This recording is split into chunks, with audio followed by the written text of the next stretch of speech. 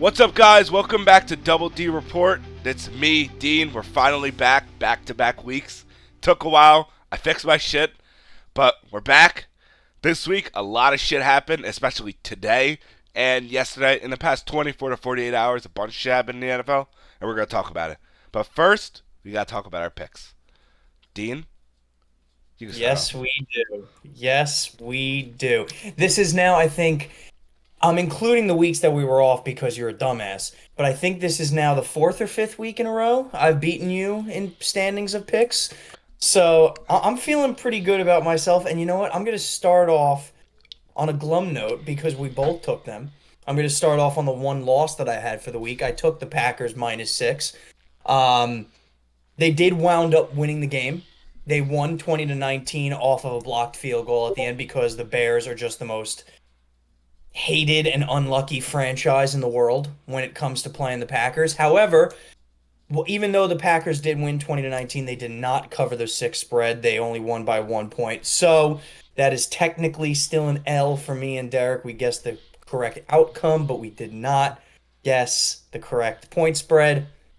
Therefore, that is my one loss of the week. That's Derek's first loss of the week. All right, let's chill. I only had two losses. All right. All right, so I'm going to go with my second loss Okay. because you already gave me my first loss. My second loss was a kind of a risky pick. The Bengals, it was plus 1.5 against the Chargers. They Hmm. did come back in that game, but they lost. Very good game, surprisingly, when they were being blown out by, what was it, 21, like the third? Yep. And they made a great comeback, but they lost. So it's not a great comeback. They lost. They suck and they lost. Fuck them. They fucked me over. Yeah, no, the Bengals seem to be one of those cursed teams this year that no matter what they do, they seem to lose by one possession, no matter how great, MVP candidate Joe Burrow is, no matter how great Jamar Chase is having of a season. It doesn't seem to matter. So we can get to that maybe a little bit later on. Maybe they need a coaching change. Maybe they need a culture change. But they seem to be one of those teams. You usually have one of those teams every year that just can't get over the one score hump. And they seem to be that team this year. So bad loss by you. You suck. And I'm gonna go into my first win, which, if I recall, not only did I say I would have taken them -13, I also said I would have done an alternate spread to take them -20. And you know what? They even blew the -20 out of the water. They won. And I'm talking about the Detroit Lions if you haven't got it already. Just listening. They won 52-6. They wound up winning by 46 points. That's crazy. So not only did they blow the -13 out of the water, not only did they blow the -20 that I recommended to everybody at plus 185 out of the water, you could have taken them -40 and they would have still covered the spread. I was pretty confident about that pick, and I'm glad that my confidence paid off because I thought that was one of the easiest picks of the year. Just the Lions are on an absolute roll, and the Jaguars are on the complete opposite trajectory where they just absolutely suck. Yeah, yeah.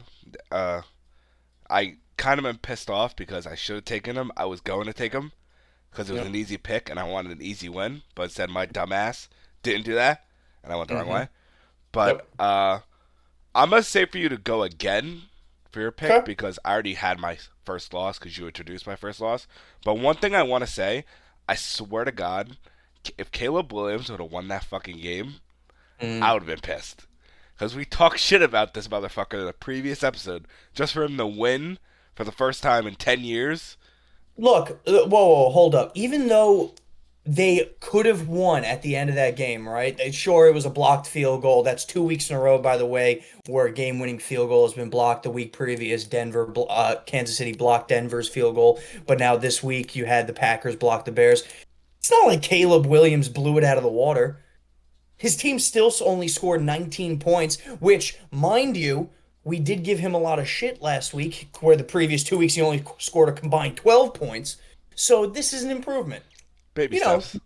yeah, baby steps, miniature improvements. However, they still lost. They still suck. Bears fans go cry in a hole. However, I will go into my second win, which was the Steelers +3. I was pretty confident that they were going to cover this spread of high impact divisional game against the Ravens. Both teams, well, the Steelers were 7-2, the Ravens were 7-3, only because of the bye week there. But this was for first place in the division, going into Pittsburgh, a very high intensity crowd. And the Steelers didn't disappoint. Their defense came out to play. They held the Ravens to only 16 points, and that's counting the touchdown late in the fourth quarter when they did block the 2-point convert. Well, they not block, but you know what I mean. They defended the 2-point conversion to pretty much seal the deal on that game. The Steelers wound up winning outright, so they didn't even need the 3 points. They won 18-16 in a massive divisional game. Look, we've been saying it all year long. The Steelers are top three, if not top one defense in the entire NFL. Yeah. And once again, they proved it, shutting down a dynamic Ravens offense with the almost surefire 3-time MVP now incoming in Lamar Jackson. Yeah. So give a lot of props to the Steelers, not only covering the spread, but winning outright, taking first place in the division. That's a big win for them, especially for bragging rights. And they have to play the Ravens again later this season. Yeah. That was a good pick. Honestly, I thought it was a little risky. I thought the Ravens were going to beat them by like 10. But it was a very close game. Very good game.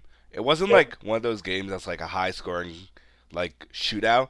It was a good competitive defensive game. Look, you got to remember too. It's the Steelers didn't score one touchdown; they scored 6 field goals. And this is the Chris second. Chris Boswell MVP, by the way. He has my vote. This is the second. I think it's the second week they've won by just kicking field goals. It's because they play that brand of football. They don't have to score a lot of points because their defense, like I said, is one of the best in the league, if not the best. So scoring anywhere between that 12 and 20 point mark is usually a win for them. Yeah. Just because teams against them don't really score 15 plus points. Well, Yeah. moving on from your happiness, I'll move to my happiness and your happiness. I took the Texans as my lock of the week because they're going against the Cowboys, and the Cowboys suck. Yep. So that was a gimme, I'd say, because they have Cooper Rush. It was a little dicey, I'd say, when it was 17-10. It was too close. I didn't like it. And then I was like, all right, I'm going to go to sleep. I wake up, I look, 34-10. Yep. I'm happy. Yeah. Very happy. Look, I took the Texans as my lock of the week as well. I thought, like you just said, that was a complete gimme.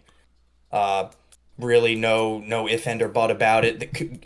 When you have a team led by Cooper Rush with a coaching staff that's almost it looks like they've almost given up at this point in the season, where it's almost just a complete shit show in Dallas on that side of the ball. Plus, on top of that, Dallas in the year 2024 has not won a home game yet.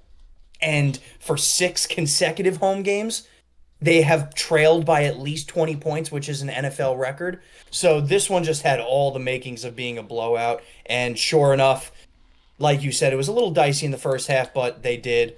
Cooper Rush fumble late in the second half for a touchdown. And then not only that, Mixon scoring 3 touchdowns on the day, just going absolutely beast mode. So, yeah, I think we did a good pick there because, let's be honest, it was a gimme.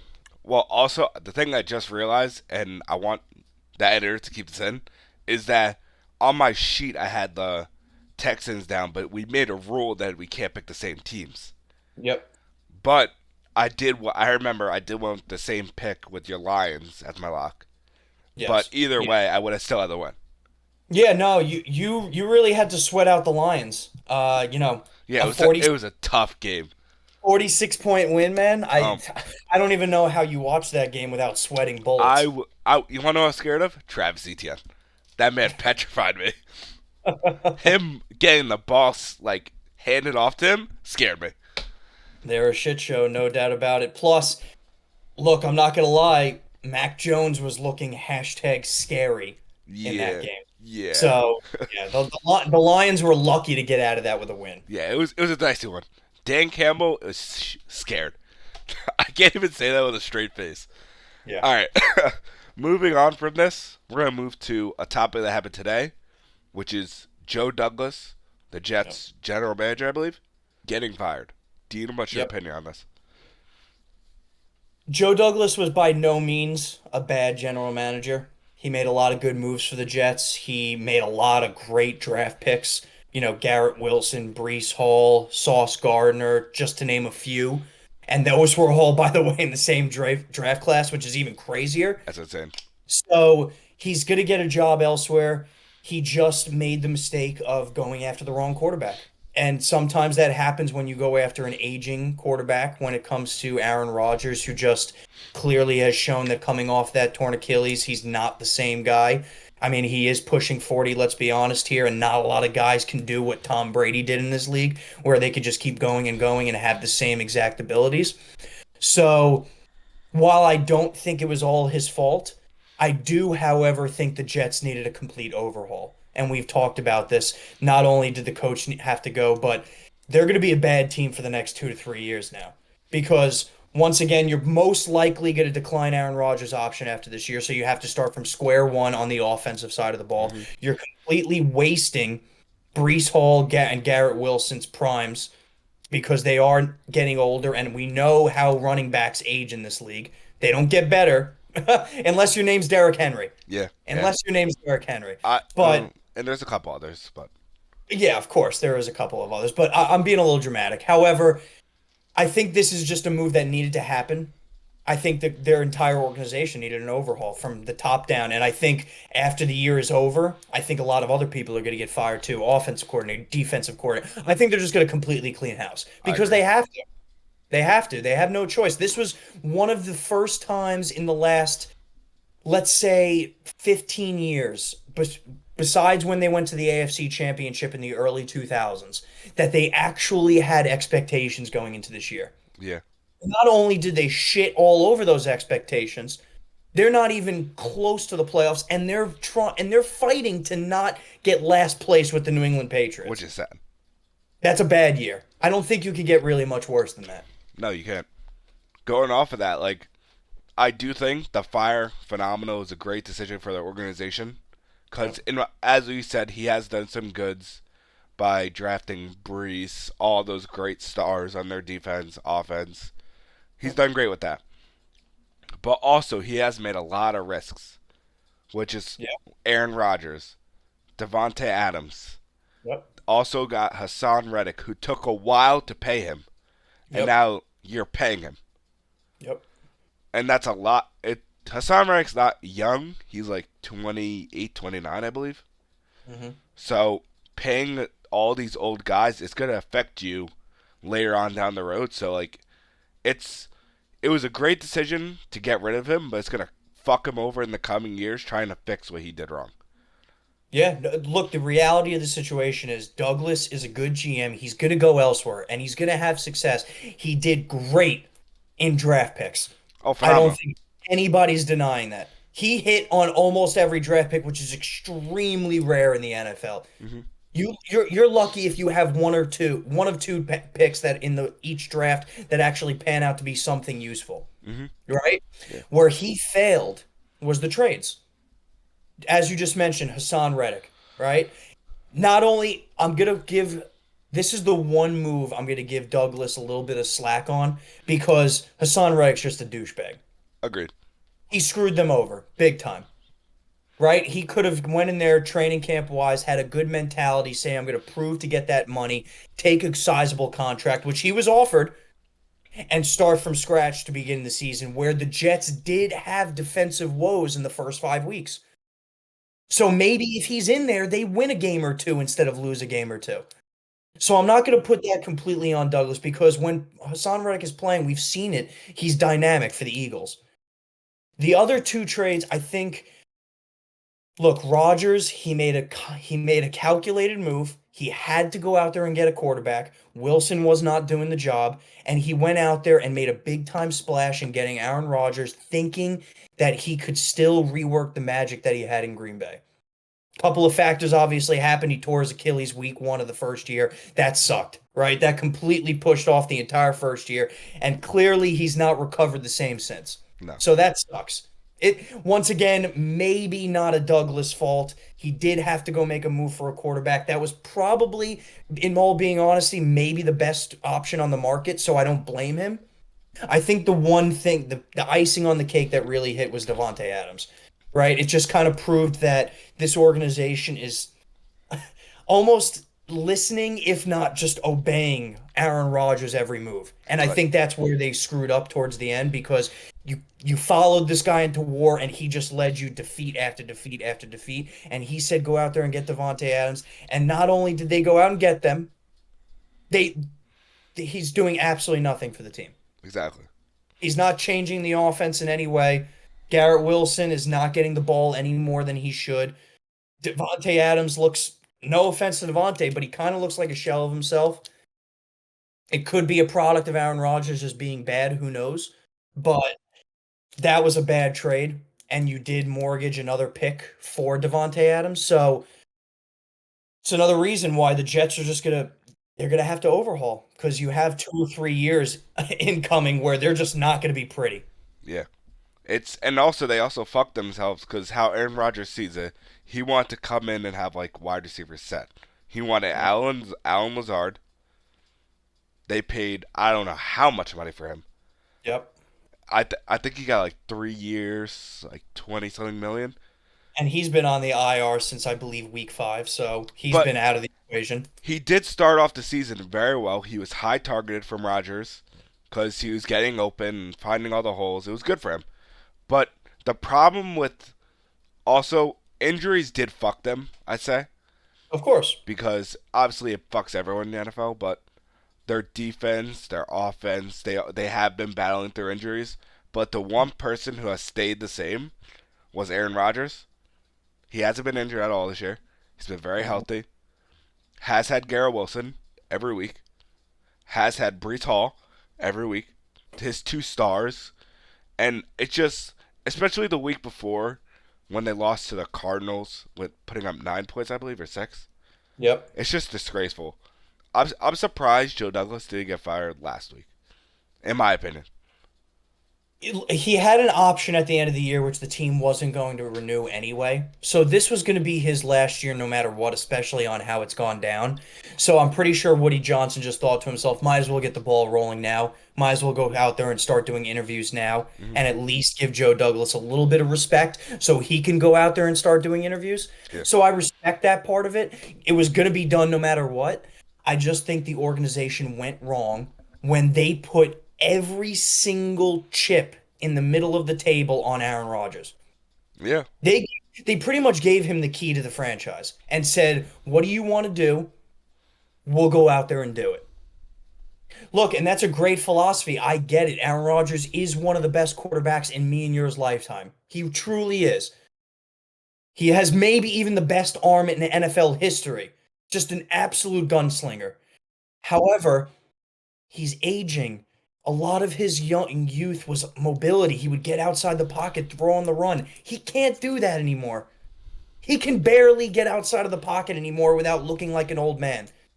This is not like Tom Brady where he had no mobility. He went to Tampa. He kind of had input into it, but he was always a pocket quarterback.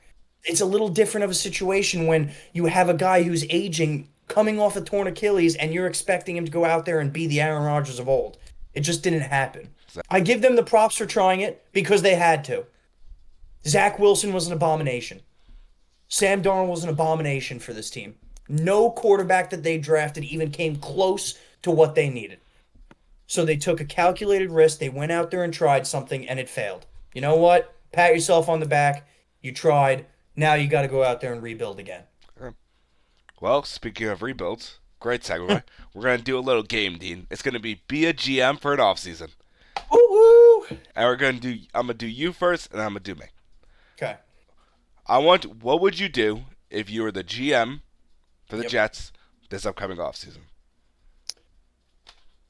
Well, first and foremost, it's a little tough because you did lose a few picks here. Hassan Reddick, Devontae Adams, just to name a few of the trades that you gave up to try to, get these players. So you're going to be a little short in the draft class, which sucks, especially when you're trying to be a rebuilding team. First and foremost move, decline the Aaron Rodgers option. You do not need his salary on your payroll. If anything, in these upcoming years, you're going to try to shed salary as much as you can, wherever you can. So, not an easy task here. I think in the offseason, once you decline Rodgers' option, I would just, pick up a random quarterback, or even if you continue to lose, definitely draft a quarterback. Try to develop him a little bit. I would try to trade Devontae Adams. It's going to be tough with his salary and his guaranteed money, but I mean, let's be honest here. He's just going to be a complete waste on your team. I'm not saying Devontae Adams is bad by any stretch of an imagination, but when you're having a rebuilding team and a very uncertain quarterback position, I don't even know who they could go out there and get. He's just going to be a waste there. So I would try to trade him, try to free up some salary cap there, try to maybe get a pick swap late in the round, sixth and seventh pick swap, who knows, and go from there. This is not a 1 year deal. This is going to be a 2-3 year rebuild because look, the reality of the NFL is if you don't have a quarterback, you're nothing. And a lot of the teams in this league are feeling that. Not to completely harp on them both, but both New York teams are a perfect example of this. Yeah. So this is a tough job if you're a GM, and if you're a GM going into interviews with Woody Johnson, you have to be very upfront with him and say, I want job security for the next 4 years because this is not going to be a 1 to 2 year rebuild. Yeah. Well, I think you did a good job for being a GM, but I think I'm going to do a little better because I have a couple ideas in my head. Okay. All right. So the first thing I would do, I'm going to start off opposite with you. I'm going to accept Rodgers' option. Okay. But I'm going to have him renegotiate his contract because in his contract, I believe there's something involving a trade clause. Okay. To where I'm making a no trade clause to where we could trade him. Okay. Listen to me. Hear me out. I'm going to package him and send him to a team who has a good team and would take in Aaron Rodgers. Indianapolis Colts. They have the picks. Okay. You could easily get a second or third for him. Absolutely not. Yes, you can, Dean. No, you can't. Yes, you can. I promise you can. You got a fucking third round. What'd you get for fucking Devontae? What was this? A third? A conditional third. All right, so what do you think you could get for him? Rodgers? Yeah. Somebody to take on his contract for a year. For 1 year going for a Super Bowl, I think. For 1 year. Bro, first of all, you're talking. If in your scenario, right, you're trading him to a team that you say is close, by the way, then the Colts are not it. I'm giving an example. I said there's another team.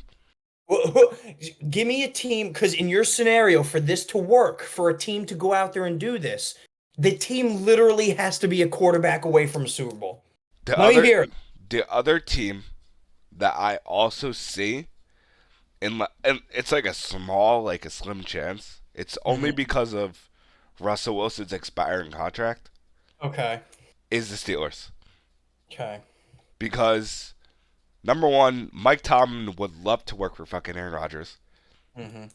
And he is good with he was good with Ben Roethlisberger. He was good with all of those old systematic quarterbacks.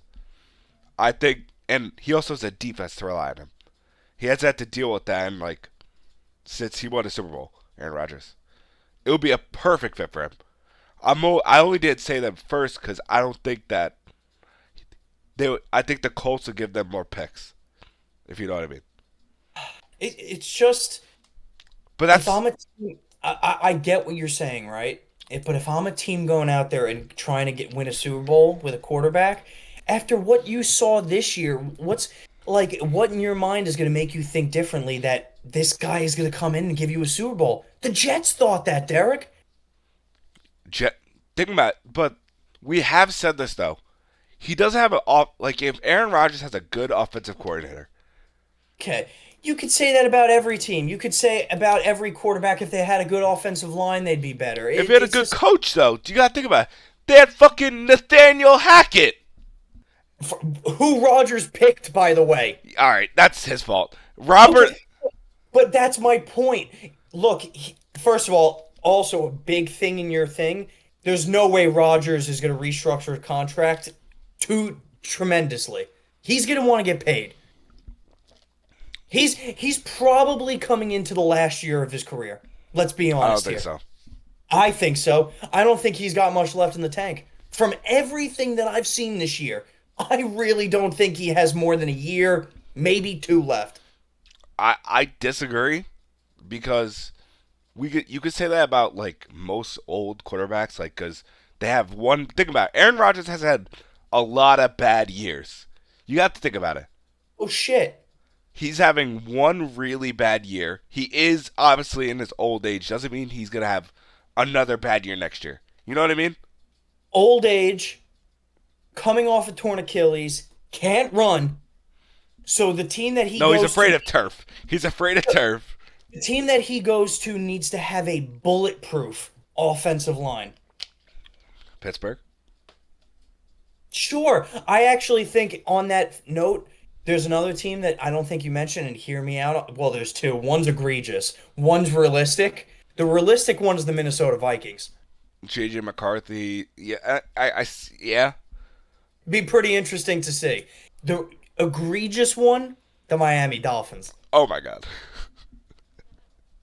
I mean, that would look, be crazy. if you do want to give him a chance, and if he wants to go somewhere, if he's going to waive his no trade clause, he's not going to a shit team like you mentioned. He's going to want to go to a contender, and he's going to want to go with options. So Pittsburgh, while great, does he really want to go to a team whose number one option is Pickens and want to go to a quote unquote young receiver again like Garrett Wilson? Probably not. Does he want to go to the Colts where their number one option is Michael Pittman and Downs? Probably not. Does he want to go to a team with Justin Jefferson as the number one option? Maybe. We're getting better. Does he want to go to a team with Tyreek Hill and Jalen Waddle? Ding, ding, ding. You see what I'm saying? Like, he has a lot of power if they opt into his contract. And all the reasons why I'm explaining is why they probably won't. They All right. shouldn't. Well, I would have said the Dolphins, but I know their cap scenario. They can't even sign a fucking bag of fucking walnuts right now. They're so negative in cap, they can't do anything. That's not a big deal. Have the Jets take his salary. They're going to be garbage for the next 2 to 3 years anyway. And that's the way the Jets would get a good pick if they take his salary. All right, well, let me finish off my scenario because you cut me off as soon as I started off.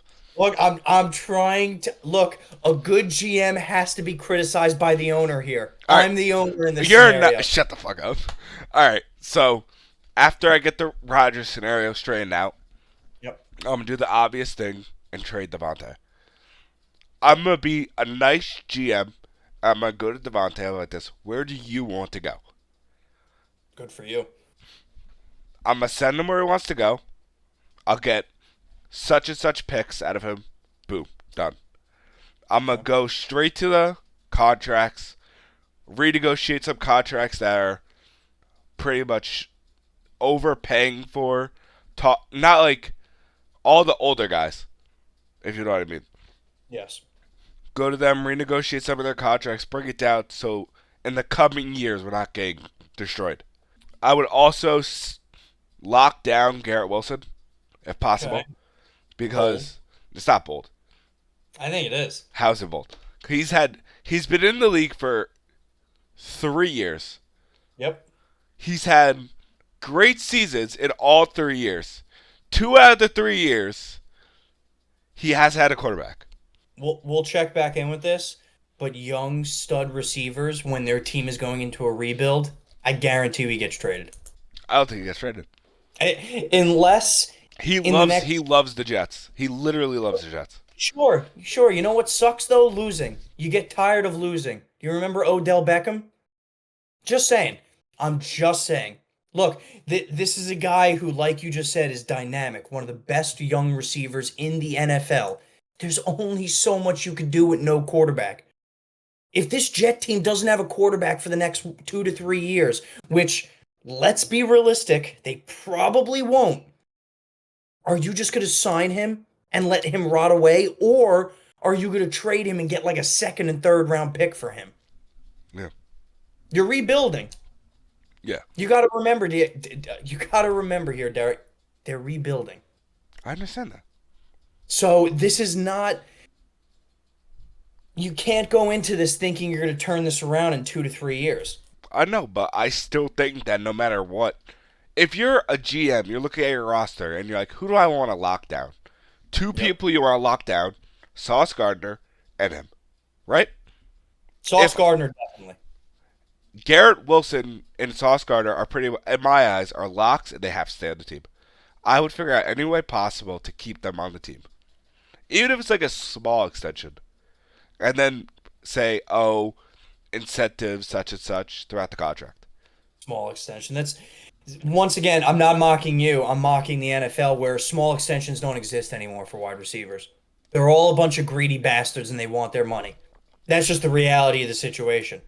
All right, well, let's be realistic. In the corner market with Sauce Gardner, he'll take this because there's He'll that. he'll take a sizable contract for like 3 years. Absolutely. But Garrett Wilson would be a question mark. But I would pay him like 4 years, like a nice 68, 69 extension Okay. for the time being. Right. I'm Woody Johnson. You know, you're the next prospect of Joe Douglas. Congratulations. Welcome to the table, Derek. Are you trading Brees Hall? Hell no. Mistake. Get out of my office. Why the fuck would you trade Brees Hall? Because running backs are a dime a dozen. No, but there's a difference. Especially on a rebuilding team. You're forgetting the fact that this is rebuilding. The Giants just let go of Saquon Barkley, who was demanding 14 plus million a year, and they just drafted a running back in the fifth round who is Don't you dare. very much at who's very much at the top for offensive rookie of the year player. He's top 10. The kid's a stud. In the fifth round, you can find a running back on a rebuilding team for cheap. I'm not saying you can't. They have a good backup running back. I'm not They saying. Well, and number one, that kid's a stud because he's like 20 years old. I know. I'm not saying you don't. You could keep him for the coming for another year. Not because I'm thinking about. I'm only a GM for a year. Keep him for a year. Sure. See how he does because this will be his second back-to-back season healthy. Yep. Yep. And then you could trade him. I wouldn't trade him with this GM season. Okay. Fine. Fine. All right, you're back at the table. Come back in. I'll secretary send the other guy back real quick. But last thing I would do is this might be very bold. Oh, Is boy. I'm gonna go to the defense and I'm gonna trade Quentin Williams. Ooh, ooh, boy. It's a bold Oh, get it's out a of my office. it's a Get bold out. it's a bold decisions and Jets fans are gonna hate me.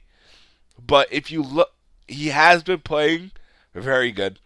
He's a very good defensive tackle. But if you're looking to rebuild, you have to make some moves. And I think that's a crazy enough move to get at least you could send them to I don't know, the Bears maybe. Send them Oh, to the crap. Bears. Oh boy. And get two first round. You could easily get two first round picks out of him. Let's not get crazy. One this year, and then one in coming years. You can easily get one first round pick. I agree with you there. Easily. And then maybe a second. However, I will die on this hill as long as I'm alive because I have witnessed it twice in my life. The most important things on a winning team Is their defense? is both lines. Defensive line and offensive line. That's where you build your core of a team. Defensive line, if you have a great defensive line and they get pressure to the quarterback, you don't need a great secondary. If you have a great offensive line and they stop the pass block, you could have a mediocre quarterback back there just forever. Those are the two most important things on a winning team. And that's where it all starts for a franchise, especially in the rebuilding stage, other than the obvious, which is a quarterback. If you have a defensive line and an offensive line, you have the makings of a team and you just need to mix and match a little bit. That's all you have to do. Once again, I'm going to use the example, but look at the Giants defensive line, right? It is one of the best in the league, and they will be one of the best in the league for the next 3 years because they're all locked up. So if you could get a quarterback, which is a big if, I understand that, because they're a dime a dozen nowadays, and a lot of these rookie quarterbacks are coming into the league and sucking ass. So I get it. But those are the two most important things on the team. I would not trade Quinn Williams. I think he's the one piece on the defensive side of the ball. I would trade Sauce Gardner before I trade Quinn Williams. No. See, how I'm seeing it, Dean, don't get me wrong, Quinn Williams is a great defensive tackle. I'm putting age into this scenario. Sure. Quinn Williams is 29, I believe. He's a very old defensive tackle. Oh, Well, come on. all right, defensive tackles, you could look, do not last that long in the NFL. They do not. Look it up. Look, I'm not going to look it up. All right. I get what you're saying. All right. I understand the premise of what you're saying. I'm just saying that. I'm just saying. I get. The lines matter. The offensive line and defensive lines matter. If you look at it from an outside, from a holistic point of view, right? If you continue to have Quinn Williams there, and maybe you add another defensive line, maybe Hassan Reddick, actually does something for the rest of his Jets tenure, right? Maybe he doesn't go work at McDonald's next year, all right? Maybe. If you have a mediocre corner back there, just an average NFL corner, but the defensive line is getting to the quarterback, you don't need a great corner. If the quarterback has all day in the pocket, you could have the best corner in the world. They can only pass block. They can only pass protect for so long. Even the best corners in the world are going to get beat after 6, 7, 8 seconds. That's just the reality of it. There's one thing that, because we could actually talk about this for a long time, but we have to talk about other things. The one thing that I think is more, I think that the edge is more important than the interior. That's how I see it. Because not entirely wrong. I'm not going to dispute that. Because how I see it, edge pretty much hits the quarterback's blind spot. It's hard to explain, but that's how I see it. Tell that to Sexy. All right, he's a different story. As what I say now. But I say, like, if you have a great outside pass rush, like a TJ Watt, for example, you need a solid corner, right?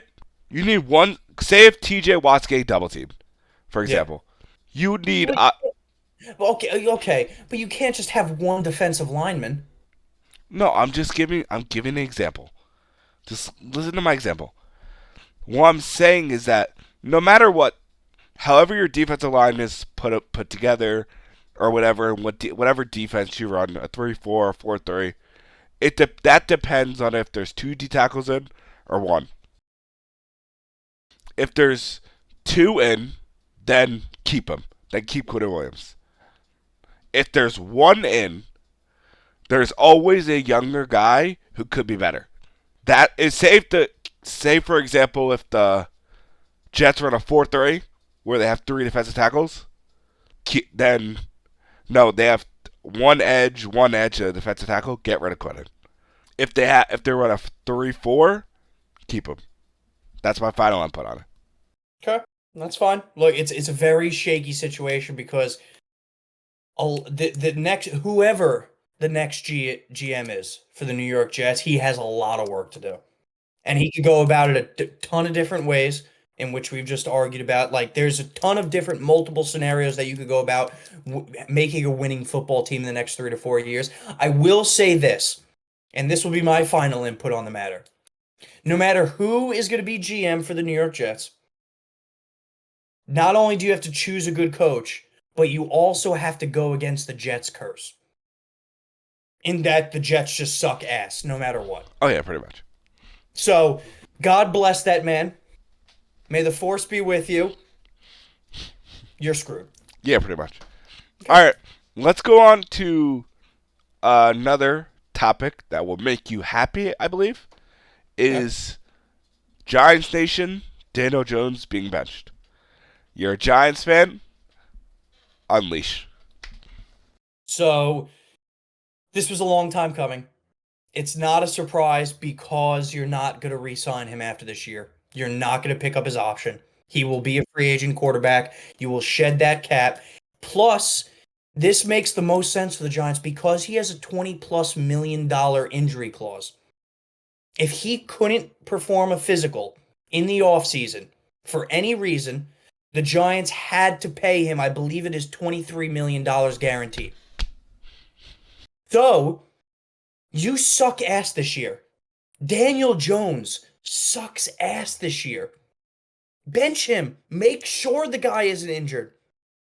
And you know what? If he does get injured, that means he's just stabbing himself in the leg at home trying to get $23 million.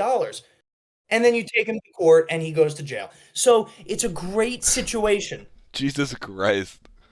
This had to happen for the Giants to move forward. It had to happen. It does not matter who you put in at quarterback right now because your season's over. You could put in, which they are, Tommy DeVito. You could put in Tommy Cullitz, whatever. You could put in Drew Lock.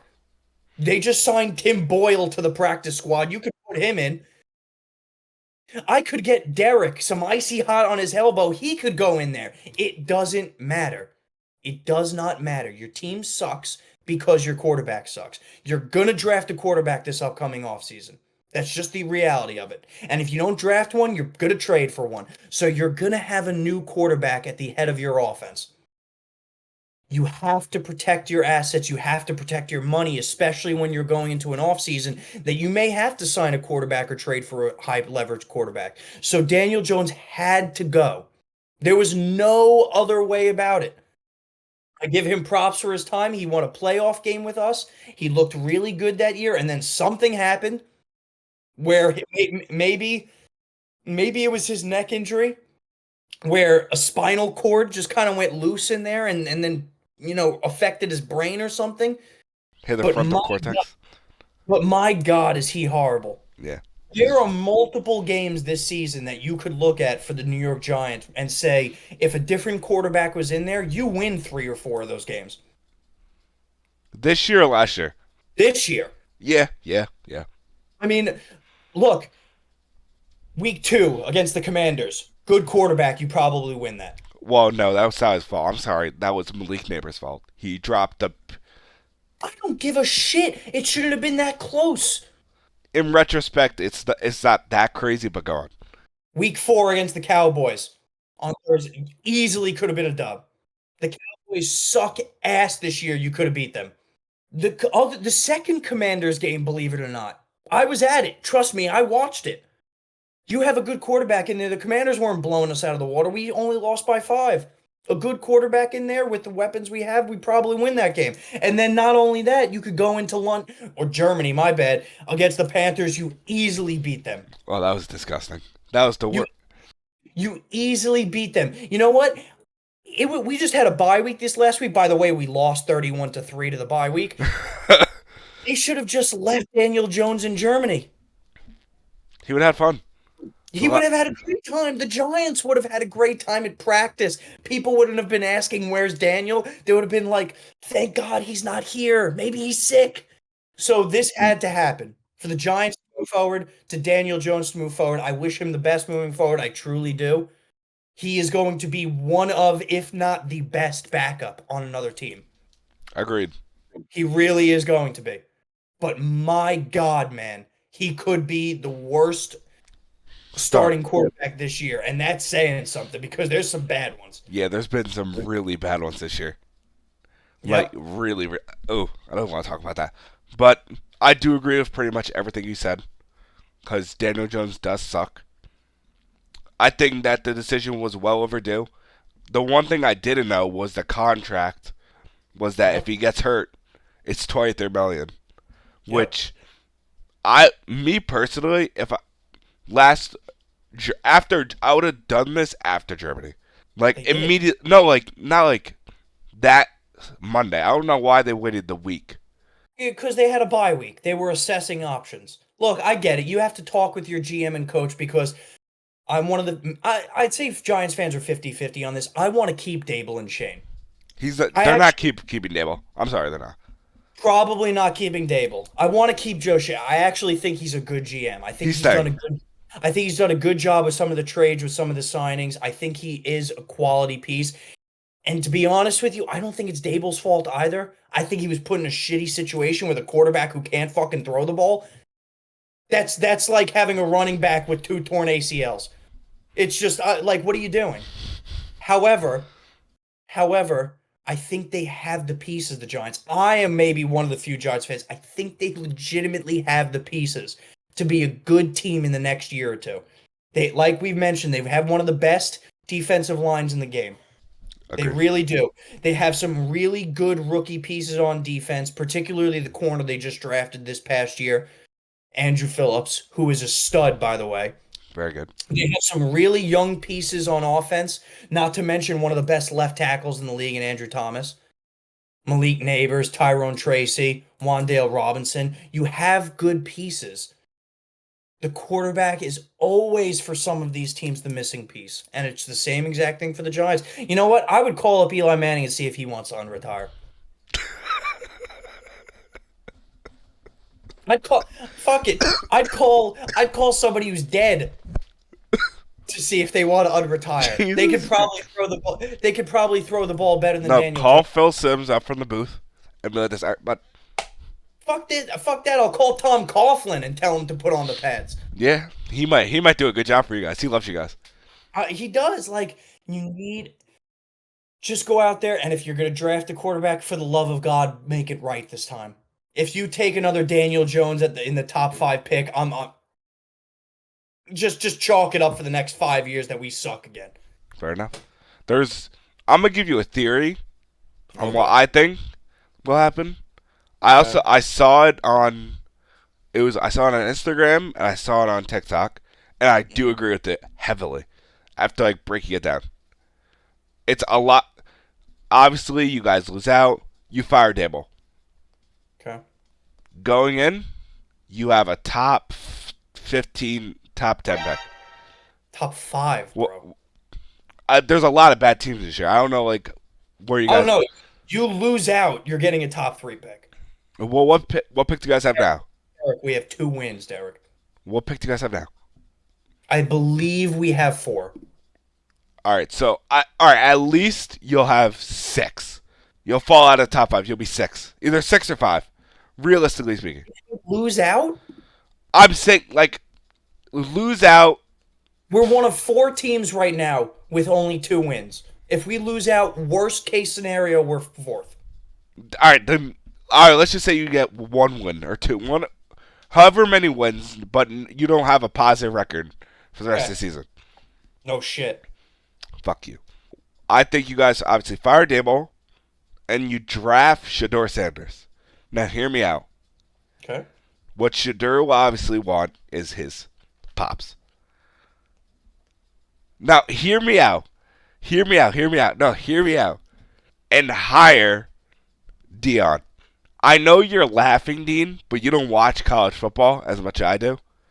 He is a great coach. That's fine. I'm not discrediting what he's done with Colorado. He has taken them from being a laughing stock of an organization to literally a top 25 team this year. I get it. You don't have to tell me. I watch enough college football to know what he's done to that program. However, I am not taking a father-son. What is this, LeBron and Bronny? No. All right, that's a different story. No, it's not a different story. That is, dude. It's different. First of all, no, I'm being very honest here. If I'm a GM for this team, if I'm Joe Shannon, I'm going to check in with Shador Sanders and doing my off-season due diligence. And he says, if he even mentions his father, done, off my radar. No, all right. Well, all right. Let's realistically speaking, before they even go into the draft process, they're gonna have a coach. I would hope so. They're not gonna go to a draft process not having a coach. So say Dion signs with the Giants after the college football playoffs, right? You're telling me that Dion's not gonna talk to the GM and say, "Let's look at my son." His son is in the running for the top 20. I don't know why it's legitimately true. Yes, before the drafting process, you do hire a new coach. That's how it works. You don't bring in a coach afterwards because they have to be a part of your process for the next 3 to 4 years. At least that's what you hope when you hire a coach, right? Mhm. However, when you have a Giants team with, believe it or not, you do have quite a bit of talent on this team. We've just went through it. On both sides of the ball, you have potential. I want a coach who is well established. I don't want a brand new coach coming into the NFL. That's just my opinion. So sure, some people may think otherwise. I want to go out there and get a Mike Vrabel. I want to go out there and get maybe a Rex Ryan. I want to have somebody who's established who can come in and bring a culture to a team. Preferably, by the way, I do love Rex Ryan. I think he's a hard ass. I think he would provide discipline to this team that needs it, especially when you have a lot of young players on the team. I don't want to have to babysit Deion Sanders. I really don't. And to be honest with you, I don't think he would translate well to the NFL. He goes out there at Colorado, he could bring in guys, right? He could recruit guys and they want to come play for Deion. Good for them. You went out there and recruited Travis Hunter. Good for you. Good for you. You can't do that in the NFL. This is not a gimmick. Players are to come to you because they want to win. That's just That's a fair assessment. That's just my opinion. And then at the same time, if I'm a GM, I don't want to hear in my coaching candidate, yeah, I want to go draft my son. Well, it's a different story. Like, this is the thing where I'm saying it's a different story between Bronny and Shador. Shador is way better of a football player than Bronny is a basketball player. Absolutely. But I don't want to hear in my coaching interviews, first things first, let's go draft my son. I'm not I saying. want to I want a full on plan because you know what? If you sign Dion to be your coach, you don't think he's going to be a little pissed if you don't draft his son? It would almost have to be in the clause that you're drafting his son. And personally, I don't want that. I don't want a father-son duo. I don't want us to be a gimmick in the NFL. I want us to go win. I don't want an experimentation. All right, that's fair. I want somebody who's well suited for the job, been there before, done that before, has discipline, is respected. Go out there and fucking win some football games. That's fair. Again, That's my take on it. again, it's a bold statement to say. I did say that. I in my head, I just think it's very possible for it to happen because if you look like how and you look how it is throughout like both of their careers, he has pretty much followed him. He's obviously gonna try to do it. Mm-hmm. It's just will it work? No. All right. Now we're moving on from your happiness. Sorry. We're gonna talk about Bo Nix. He I'm is. still. I know because you picked him up in fantasy. You're stuck. I know. Yeah, damn right I did. Kid's a stud. Yeah. Uh, in a lot of reports, I've heard that he's rising in Rookie of the Year voting, and I want to hear your take on this because I kind of disagree, but I know you agree. I don't look if you look at the people who are in the offensive rookie of the year voting, right? Jaden Daniels is still number one. I think. I think a lot of people agree on that, right? So you have to reach that level of success. Brand new team, brand new culture, coming into the NFL for the first time, right? Washington 7-4, Denver 6-5. Both teams very competitive within their respective conferences, not only conferences but divisions. Denver's probably a little bit more out of their division than Washington is in theirs. However, both still within the playoff hunt. Bo Nix, though, see, this is where my discrepancy comes into play. Jane Daniels was a top 2 pick. He was expected to do this. He was expected to be a very good quarterback. A lot of people thought Bo Nix was going to be a little raw. He was a later round pick for Denver. What he's doing, I don't think a lot of people expected. Plus, on top of that, he really doesn't have the best weapons in the world. Right? Sure, he has Jerry Jeudy. No, it doesn't. Oh, no, he doesn't. My fault. Completely wrong, guys. Sure, he has Cortland Sutton. Cortland Sutton's a good football player. He's a good wide receiver. But other than that, that's really it. Right? At least Jaden Daniels has Scary Terry. He has Brian Robinson. He has some good tight ends on that team. He has a better surrounding cast. I think what he's done over the last few games, especially Bo Nix, I think is extremely impressive. I mean, just some of the wins that he's had this year. The Falcons are supposed to be one of the better teams in the league. They just absolutely thumped them. The Kansas City Chiefs are supposed to be your Super Bowl contenders. They lost only because of a blocked field goal. So they're playing well over the last 2 weeks against teams that should be at the or at least that teams that people see as contenders.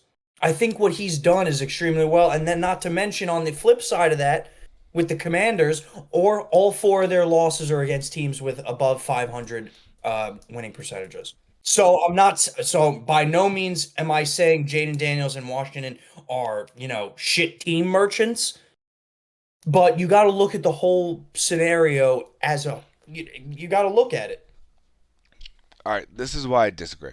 Don't get me wrong, he has been playing great. Obviously, you said he beat a good Falcons team. He could have beat a good Chiefs team. Those 2 back-to-back weeks. The reason why I'm saying this is because the way he started off the year. I understand, like, because what I'm hearing, what I'm seeing is that he's rising to like the top to where it's like Jaden Daniels and then him. I don't think it should be that, in my opinion. Realistically speaking, this might be a crazy statement to say. I think it should be Jaden Daniels and then what is his name? Oh my god, Brock Bowers, Okay. and then Bo Nix. The reason why I'm saying that is because number one, Brock Bowers isn't getting enough credit as he deserves. He's having a great year as a tight end. He's leading the league in receiving yards as a tight end.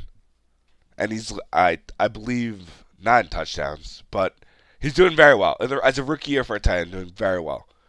And obviously going back, Bo Nix started off the year subpar. And it's hard for me to say, like, that he's in the top 2 when he started off so shitty. But isn't that a testament to this young man learning in a Yeah, new NFL system? all right, but this is how I see it, though. He was the oldest quarterback to enter the draft. He was in college, Dean, for 7 years. Let me give you a quick scenario though, just on that point, just on that one point, right, of what you're saying. If Caleb Williams had the same exact trajectory as Bo Nix, sucked ass the first 3 weeks, and then progressively got better to the point where he's at now, would you say Caleb Williams is probably top 2 in the offensive rookie of the year voting? If he's at the same trajectory, Same no, trajectory. I would not. I think people would because he was drafted number 1 overall and Bo Nix wasn't.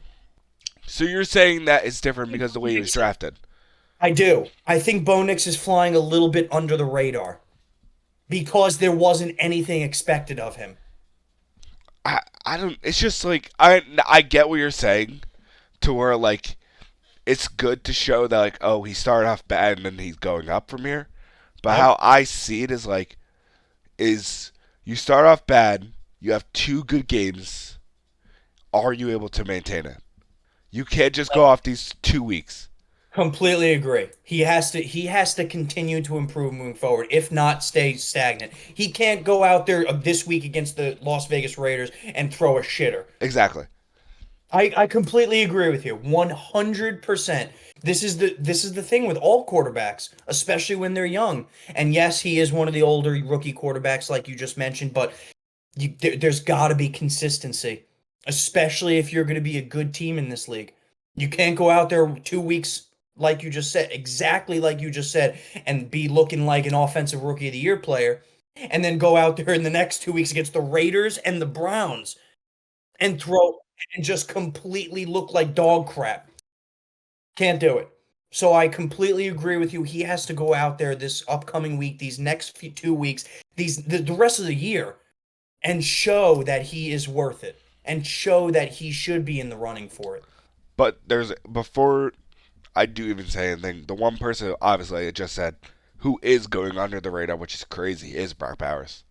He is. He is one of, if not the best tight end this year. He truly is. I mean, he is absolutely phenomenal. 700 already 700 yards on the year. We're only 11 weeks in. 70 receptions on the year. We're only 11 weeks in. 3 touchdowns, a little bit mediocre, but I think that's more or less just on the Team. prospect of being on the Raiders, where they're 2-8. So his receptions and his yards numbers are crazy for being on a horrible team with Gardner Minshew as your quarterback. Yeah. What he's doing is extremely impressive. Not to mention, obviously, it's going to be shown, but that last game that he just had, 13 receptions, 126 yards, a touchdown, 16 targets. Not to mention, he's a rookie, but he's already the number one target leader on the team. 100%. And that I think goes to show how trusted he is already within this league. Which is crazy to say. As a rookie, it's hard to be, especially as a tight end.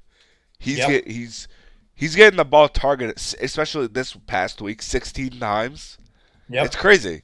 That's wide receiver targets as a tight end.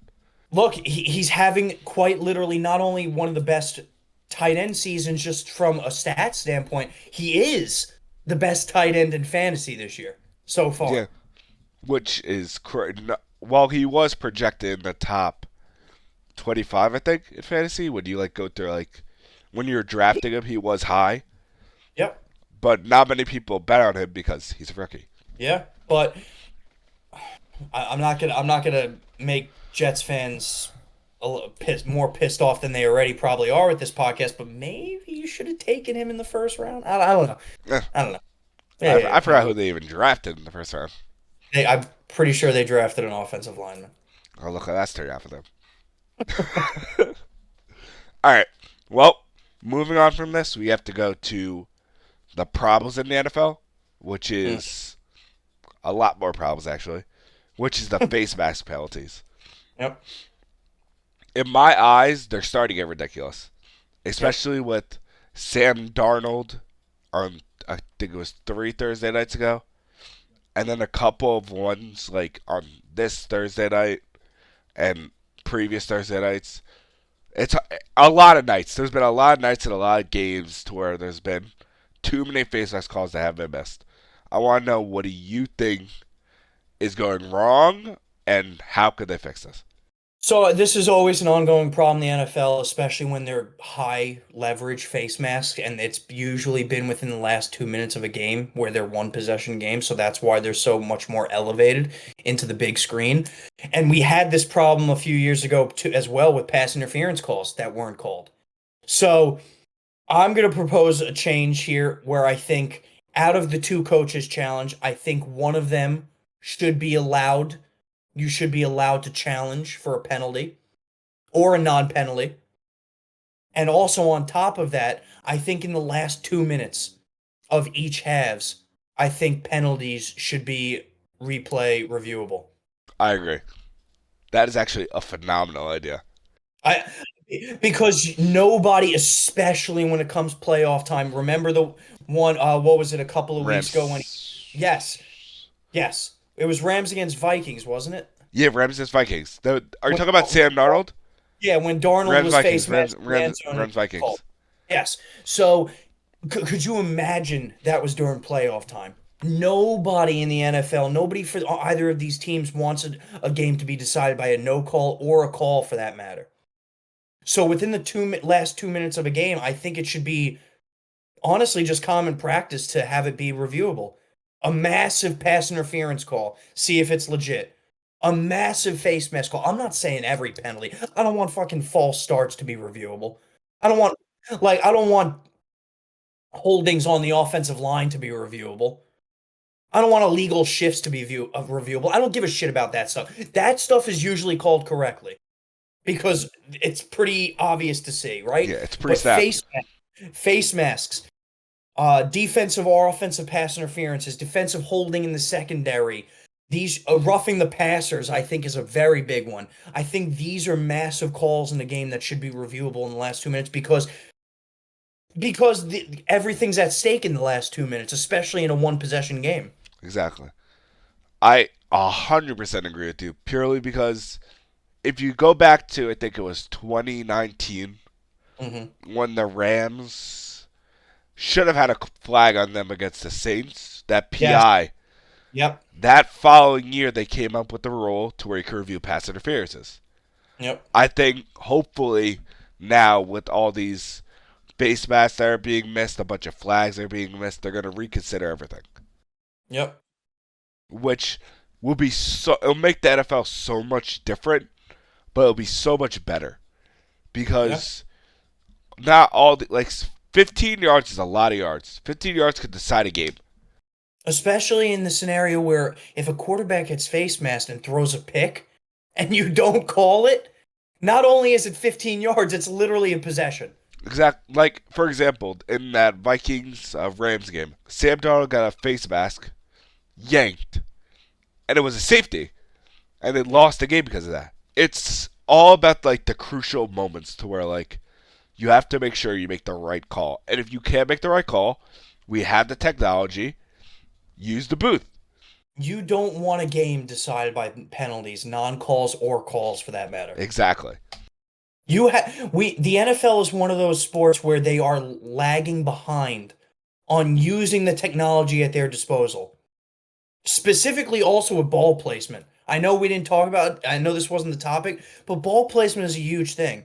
Look at soccer with VAR. Look at tennis with line challenges in almost every major tournament. The NFL should have ball chips in place in order to see where the line of scrimmage is getting. We're still doing first down markers with chain and link. I didn't even realize that. You have a very good point. Fuck is this? Prehistoric times? Like this is almost like caveman throwing a rock around and just deciding where the rock goes. Yeah. You literally have the technology to do this. You don't have to go out there and measure every single time with chain and link, where, by the way, it's also not an exact science because the ref could be running in on a slant. It's stupid. Yeah, a lot of shit has to change. A lot of shit, and they have the technology to do it. It's more or less just a complete factor of you're stupid and you're cheap. Yeah, that's fair. I think the only thing that's different with the chains is that it's different because, say for like offsides, they have like obviously the VAR to like show if like you're offsides. In the NFL, you need to know where the first down is. In the offsides line is determined by how someone is like play. It's hard to explain. Yeah, I understand what you're saying, but it's not. This is not a hard fix. You literally put microchips, which they have. They have microchips the size of your pinky nail, probably even smaller, that they could put on each end of the football. Voila, you're done. Yeah. This is not a hard thing, and the NFL is just lagging behind on it. Which makes no sense because they're making so much money. Like, they're sending to Sao Paulo, they're sending up to fucking Germany, sending up to London. It just makes no sense. It doesn't. Well, moving on from the NFL being fucking retards, we're gonna go to our favorite thing, is our picks. Ooh, baby. All right, Let's do it. I'm going for my 5th week in a row of kicking your ass. All right, shut the fuck up. I'm just saying, don't be afraid, don't be salty. I think I have very good picks this week. Yeah, you say that every week. All right, let me start off first. After you, sir. My first pick, I'm taking the Lions -7 against the Colts. Okay. By the way, the line is 7.5, so write that down. Yeah. I want that half point right there to make sure that, if they win by a touchdown, you suck. Dina, I promise you, I looked at it before, probably at like, I don't know what time I looked at it, and it was 7. Right now. I swear to God, if they lose by a touchdown, I'm hunting you down and you're gonna die. I'm looking at it right now, live time, DraftKings Sportsbook. The line is 7.5. I'm just saying, don't kill the messenger. I'll kill you. All right, my first pick. It's going to be right away. Thursday Night Football. You got Steelers versus Browns. I'm taking Steelers -3.5. Another division game. I don't see the Steelers slowing down at all. You still have the Browns with Jameis Winston as their quarterback, who's not bad by any stretch of the imagination. Definitely a better option than the massage rapist in Deshaun Watson. But That being said, I haven't heard that in a I while. I still think the Steelers, win this one handedly. So I'm going to take the Steelers with the points minus 3.5. It's a good pick. I'm gonna go within the same division, not the same team, within the same division.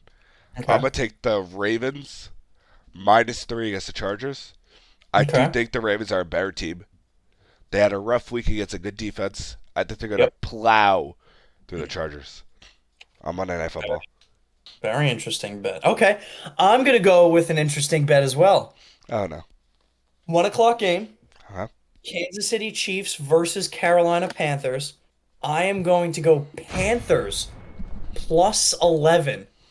What you just said is one of the most insanely idiotic things I have ever heard. Would you like to hear my rationale? Yes, please. First and foremost, we all know that Kansas City does not look like a 9-1 team. No, no, they don't. Also on that fact, Bryce Young has looked better since coming back from his benching. They have won 2 in a row. They may be against bad teams, but they have won 2 in a row. There is something to be said about a little bit of momentum. And not only that, Kansas City just lose to the Bills in a very big, high leverage game with a lot of emotion. So a lot of times your emotion level doesn't stay the same after that, especially going against a team like the Panthers, who you just kind of go into the week expecting to win. So by no means am I saying the Panthers win this game. However, I'm saying the Panthers keep it close enough within the 10-point range. All right. Still crazy to say because it's the Panthers, Thank but you. if they hit that, I will respect you for taking it. I appreciate that. And we'll circle back on this. I could be a dumbass. You I could be could a be. fucking dumbass, and if you are, I will say you're a fucking dumbass. Well, naturally, because we don't, we just kind of go at each other. But that's fine. Yeah. I respect that. All right. I'm gonna go with my next pick, Okay. and I'm gonna go with my overall eligible team, the Philadelphia Eagles, Ooh, on Sunday Night Football, bold. -3, unless the line change. It's 2.5 now. It actually works in your favor. It works in your favor. All right. Thank you. -2.5 against the Rams. I do think that it's a very favorable matchup for us Mm. because the Rams don't have that good of a defense, and our offense has been very hot, and our defense has been very good, especially Yep. our young corners, Cooper DeJean, Quinyon Mitchell. We have been playing very well, so I do think we do beat them by at least a touchdown. Okay. So that's my last technical pick. I respect that. My last technical pick is actually going to go into a division rivalry game. Arizona Cardinals versus the Seattle Seahawks. Good game. 4 o'clock window. I think this is going to be a very good game, especially with the Cardinals in first place in the division. Seahawks not too far behind. Neither is really nobody in that division is too far behind. It's probably the closest division in the NFL. Oh yeah. I'm going to take the Cardinals +1. I not only think, and that has potential for being a push. So let's just say the Cardinals lose by 1. However, I'm going to go into that fact and say I don't even think they lose at all. I think the Cardinals win outright here. I think they're honestly just playing better and they're a better team than the Seahawks. But the 1 point doesn't hurt for me. I'm going to take Cardinals +1. That's fair enough. All right. Well, I'll start off with my lock of the week. Yep. I'm gonna go with a lock that you used to play by the rule of you used to always go against them, but now I'm going with them. Oh. I'm going with the Miami Dolphins. Okay. All right. They're going against the Patriots this week, They are going against the Patriots. and Tua has actually systematically owned the Patriots every That single he time has. he's played them. Yep. So I do think that they will win. They're home, and I think that's an easy lock of the week. I like it. I respect it. I think that is a solid pick, nonetheless. Thank you. I got a solid pick. Whatever. I'm not going to give you too much because I do think the Patriots and Drake may have been playing better. However, I do think Miami Dolphins still win that one. So, no harm, no foul there. I am going to go with my lock of the week. I've been flipping back and forth in my mind between a couple of games, and both games are divisional games. So, my rationale has been which one am I going to take, right? Which one do I feel more confident in? Which one do I feel that the other team could really just completely suck ass, right? I've made my decision. I'm not a huge fan of it, believe it or not. So this is not one of my locks of the weeks that I'm like feeling stupidly confident of. But I am going to go the Minnesota Vikings over the Chicago Bears. I am a massive Caleb Williams hater. Everybody on the podcast knows that. All of my friends know that. The finger painting nail community knows that. I think he's just bad, and I think the Bears are bad in general, and the Vikings are on a historic run where even if they don't look the best, they just somehow still win. The line here is pretty close. It's 3.5 in favor of the Vikings. I do think the Vikings are going to continue their hot streak, though, so I'm going to take the Vikings as my lock of the week. I do think it's a solid pick. Obviously, it's a risky pick because division. Yep. But I wouldn't like say like, oh, like you shouldn't pick them because the Vikings are a better team than them. They are. So I think it's a good pick. I think Justin Jefferson will lead them to victory, in my opinion. Justin I Jefferson. hope. So, all right. Well, that was our picks of the week, and now we're going on to your favorite thing, which is Baller of the week. And for the first time, My high voice isn't getting any better. yeah, it's done. Yeah. For the first time ever, I'm actually going to start off. Wow, good for you taking initiative. Good job, little buddy. Fuck you, buddy. My bar of the week, I'm staying in the football realm. And I'm doing it purely because of my happiness. Yep. I'm picking the Buffalo Bills. Okay. The reason why I'm picking them is because they knocked off the Kansas City Chiefs, who no one likes the Chiefs. Fuck Patrick Mahomes. Fuck Andy Reid. Fuck all of them. And they are a good team, the Buffalo Bills. They're playing hot. Josh Allen's playing well. And they should be recognized for taking down the best team in the league. Yep. I respect that ball of the week. I'm not a fan of that ball of the week, but I respect it. I respect it. I don't care if you're not a fan of it. Yeah, I think you put in no effort, and I don't like you for that. Do you? I have another one. You know, fuck No. you. Oh, let's hear it. Come on, bring it. My next bar of the week, because this bitch is, didn't think about it, is the Cleveland Cavaliers. Okay, that's better. See, now you put some thought into it. The reason why I'm saying that is because they started off the year very hot. Very hot. Very hot. They're playing phenomenal basketball. Even when Donovan Mitchell doesn't play their star player, Yep. they're playing very well. They're sticking together well as a team. Coached very well. 15-0. I know they're playing today. I know it's a cup game or whatever the fuck they want to call it. Yeah, I don't know if it counts towards the record. Yeah, they all count towards the record. It's just a matter of it. I think it's like considered what is a group play or some shit. Yeah. I So, don't know. and they are playing the Celtics today. Yes, the Celtics actually just won. They gave the Cavaliers their first loss.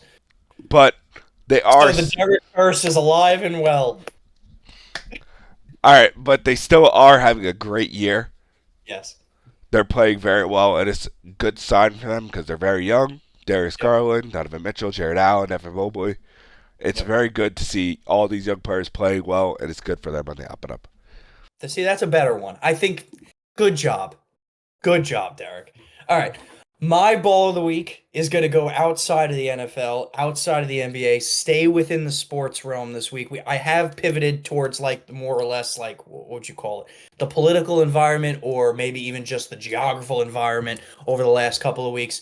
But we can skip that. We're going to go back to sports this week. My baller of the week is going to the UFC and John Jones, who has been fighting since 2008.